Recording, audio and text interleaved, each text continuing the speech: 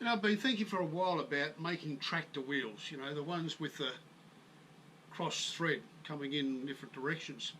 But I really haven't figured it out. I had a bash at it, and I did it by making up a very simple jig.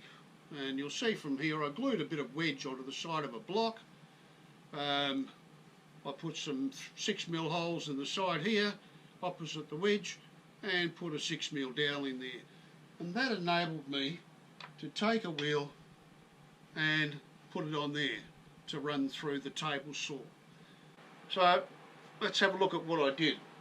I used 12mm jarrow and started off by using a Forstner bit just to put a bit of a rim feature in it. Then moved on to the hole saw, moving from both sides. A 50mm hole saw, sorry 54mm because I need a 50mm wheel. And then on to just with each half of the wheel, just trimming it on a descender just to clean it up.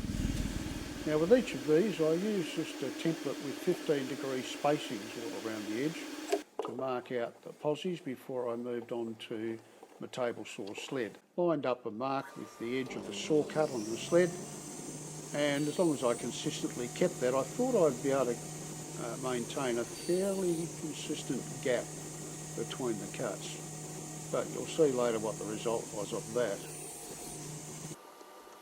I had to flip it over the other side to do the other wheel half. That gets your cuts going in different directions, and the effect will show up in a moment. It's what we're chasing for our truck and tractor wheels.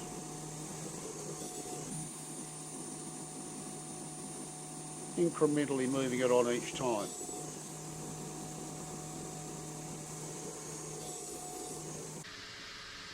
Now I went on to the sanding, and here's where I made a blue. I wanted to put a fairly decent sort of rounded shoulder on it. But as we finish, have a look at that.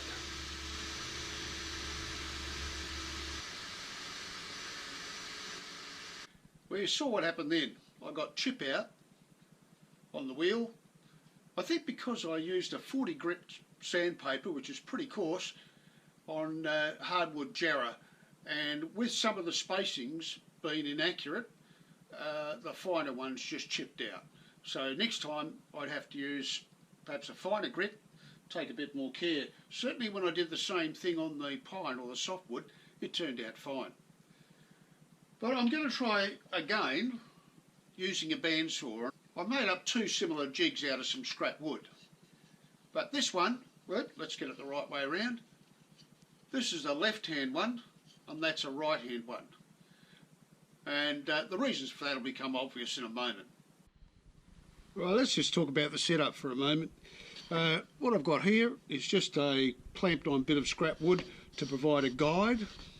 Another scrap wood here to provide a stop. And what I've been doing is pushing my jig along, and the guides and the stop keep the cuts consistent. Now for the four wheels I make, I've got this rim cut out with a Forstner bit on the outer one and just a solid block on the inner one, and they'll go together like that. But in order to get the directions of the cuts right, two of these need to go with two of these in the same direction. Put them aside. And two of those need to go with two of those in the same direction. So they get all cut the same way, they get all cut the same way.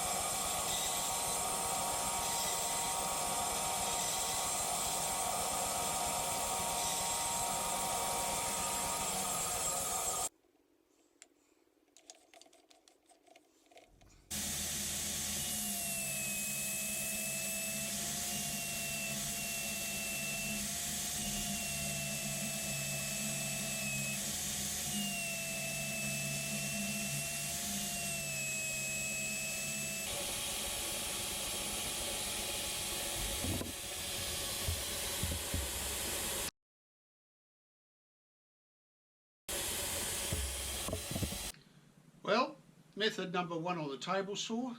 I like these spacings, and maybe if I was doing a tractor I'd try and clean up that one. These turned out much better for a track wheel.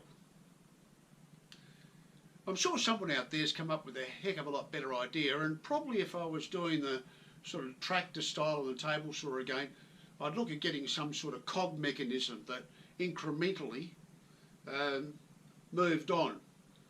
And again, someone's probably done that out there.